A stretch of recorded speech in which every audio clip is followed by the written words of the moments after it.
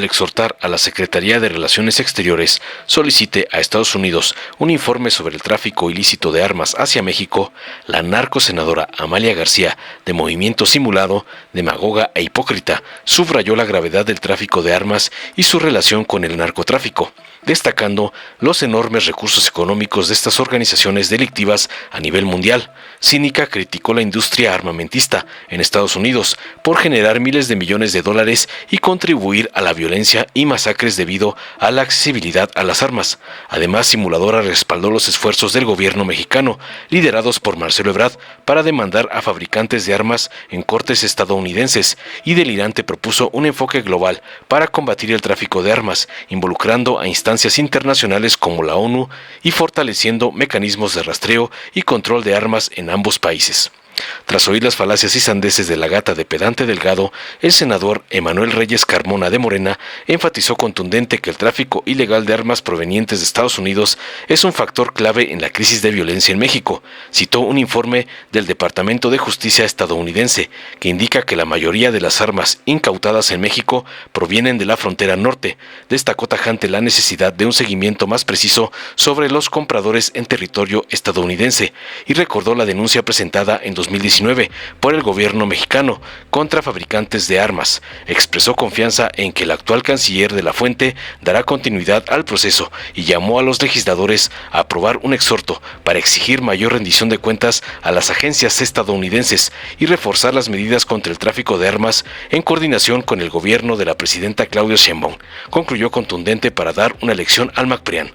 Veamos enseguida cómo Amalia García recibe una brutal lección del senador Reyes por colgarse de las propuestas de la 4T, como le mandan sus padrotes, el ampón Claudio X y el cacique Dante Delgado.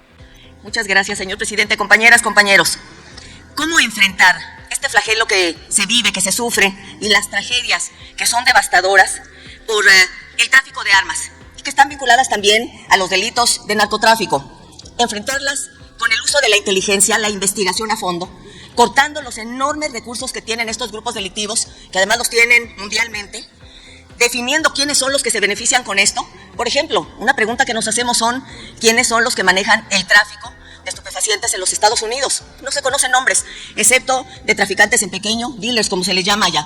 Y está el tráfico de armas y la industria armamentista. Hay que decir que la industria armamentista en los Estados Unidos significó el año pasado, solo en Estados Unidos, 317 mil millones de dólares. Es una industria floreciente, pero es una industria de la muerte.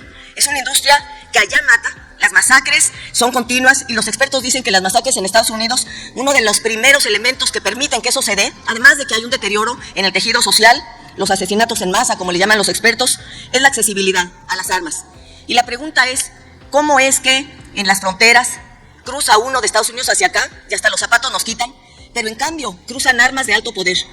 Ya el licenciado Marcelo Ebrard en el gobierno anterior presentó una solicitud ante las cortes norteamericanas en juzgados norteamericanos, para que se hiciera una investigación y un rastreo para que esto se detenga. Quiero decir que fue respaldado prácticamente por todos los grupos parlamentarios, porque nos duele, porque es algo inaceptable. Y me parece fundamental que entonces digamos qué es lo que se debe hacer.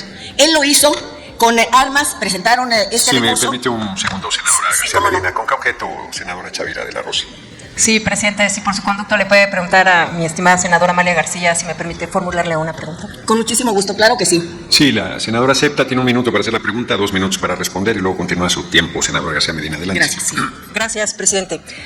Senadora, la escucho y bueno, siempre para mí es una distinción poder escuchar por tu experiencia y tu conocimiento en el tema internacional. A mí me gustaría que nos explicaras o nos dijeras, bueno, acabas de estar en Texas, pero el presidente Donald Trump ha firmado una orden ejecutiva que clasifica a los cárteles internacionales y en el caso de México como organizaciones terroristas extranjeras. A mí me gustaría saber tu punto de vista, cómo se observa en el concierto internacional entre los esquemas de cooperación que nosotros queremos establecer, por supuesto, con los Estados Unidos, pero si esta definición no profundiza aún más, porque el tema de las armas es parte de esta estrategia. Esa sería mi pregunta, senadora. Sí, bueno, es un asunto extremadamente delicado, porque esto tendría que estar vinculado a un acuerdo con México y con los otros países en donde existen los cárteles para ver cómo tomar medidas preventivas y, como yo decía, investigación, inteligencia, cortarle los recursos y entre esto también cortarles el acceso a las armas.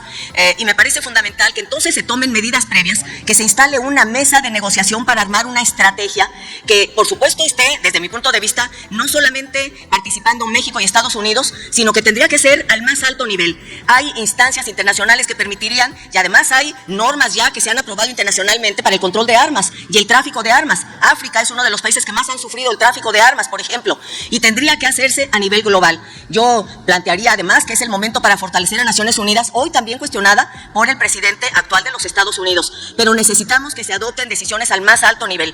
Por cierto, la iniciativa que se tomó por el gobierno de México para presentar estas solicitudes, tanto ante las cortes, ante los jueces, ante juzgados norteamericanos, como luego ante la Corte, han sido respaldadas por una gran cantidad de ciudadanas y ciudadanos. Estuvo respaldado por todos los partidos en nuestro país, pero yo quiero decir que incluso se hizo un amicus curiae por académicos del Colegio de México, por el Centro Pro de Derechos Humanos, ante la Corte de los Estados Unidos, para que esto avance. Y vale la pena señalar que esto ha avanzado. Ya hay una decisión de la Corte de Apelaciones que dictaminó que empresas como la Smith & Wesson, la Beretta y la Glock tienen que ser investigadas por el tráfico de armas. Hay que ir más allá. Este es un gran primer paso formidable y habría que ir más allá, porque no solamente este tipo de armas están llegando a nuestro país, sino que incluso hasta armas de alto poder que se utilizan en guerras como las Barrett. Es decir, de lo que se trata es de que pudiéramos ponerle un freno. Y en este punto de acuerdo, que me parece muy relevante que se haya presentado, también se señala que es fundamental que se respalden las 148,000 solicitudes de rastreo de armas en México. Estados Unidos tiene que rastrearlas y tenemos que saber como país en dónde están y se tiene que detectar para detener la muerte, el flagelo, esta decisión devastadora de abrir las fronteras ilegalmente para el tráfico de armas que nos está lastimando en nuestro país. Por eso este punto de acuerdo resulta muy relevante y esperemos que en Estados Unidos prospere tanto el acuerdo para poder hacer el rastreo como los recursos que se han presentado y que incluso ya tienen algunas iniciativas ante la Corte de los Estados Unidos con el amicus curiae presentada por académicos para que pare el flujo de armas. Termino diciendo que no es un asunto sencillo. La Asociación Nacional del Rifle tiene un enorme poder, muchos recursos económicos, financia campañas de partidos políticos en los Estados Unidos, pero lo que está de por medio es la vida y la seguridad en este hemisferio norte y en el mundo. Por eso, bienvenido a este punto de acuerdo. Muchas gracias. Muchísimas gracias, presidente, compañeras y compañeros.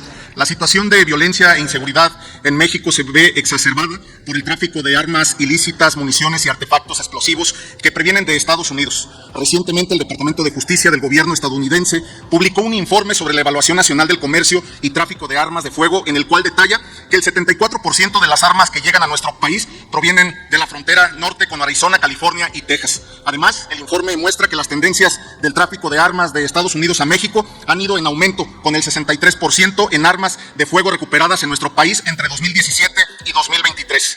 Estimadas legisladoras y legisladores, los cárteles se están armando a través de los principales canales de tráfico de Estados Unidos e ingresando por Sonora, Tamaulipas, Nuevo León, Chihuahua y por supuesto también están armando a los grupos criminales de mi estado, Guanajuato. Si bien en el marco del entendimiento bicentenario firmado entre nuestro gobierno y el de Estados Unidos, el sistema de rastreo ha permitido indicar las rutas, entidades federativas, tipos y calibre de armas aseguradas, se carece aún de la información que permita efectivamente investigar y dar seguimiento a los compradores y poseedores de armas que se encuentran en territorio estadounidense.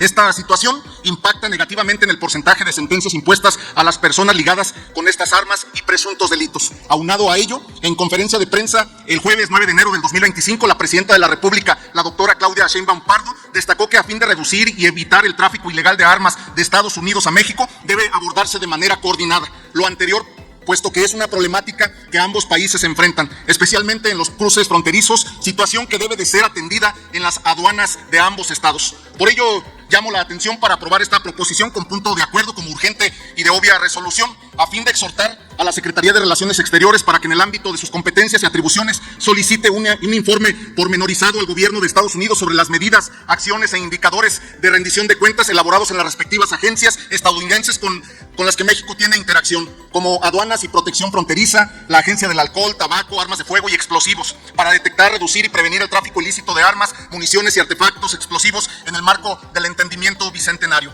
Hay que recordar que en el año 2019, el 3 de agosto, un joven de supremacía blanca, racista, pues cometió una masacre en contra de 23 personas, 23 resultaron heridas, 9 de estas personas fallecidas eran mexicanas. Y Marcelo Ebrard, como canciller, presentó una denuncia contra fabricantes de armas y esta denuncia pues ha seguido su curso. El próximo marzo de este año será revisada de manera muy puntual, por lo que confiamos plenamente en que el canciller Juan Ramón de la Fuente y con todo su equipo de trabajo le va a dar puntual seguimiento. El problema no está en México, el problema está en los Estados Unidos y México le hace frente a este posicionamiento, pero además confronta con una propuesta clara, seria, contundente para poder combatir el trasiego y también el tráfico de armas que tanto afecta a las y a los mexicanos. El gobierno mexicano, a través de la Secretaría de Seguridad, las instituciones, por supuesto la Cancillería y esta propuesta inicial de hace algunos años, está trabajando fuertemente, formalmente, para poder combatir uno de los principales problemas de inseguridad, poder reducir los